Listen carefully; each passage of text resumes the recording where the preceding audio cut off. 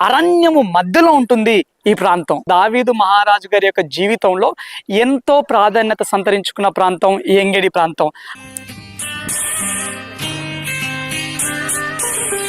మొడుబారిన జీవితాలను చిగురింపజేయగలవు నీవు, మొడుబారిన జీవితాలను చిగురింపజేయగలవు నీవు, మారానుభవం మధురముగా మార్చగలవు.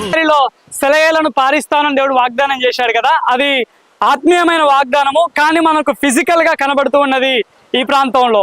దావీదు దీనిని ఎక్స్పీరియన్స్ చేశాడు తన వ్యక్తిగత జీవితంలో. అరణ్య యాత్రలో నా దాగు చోటు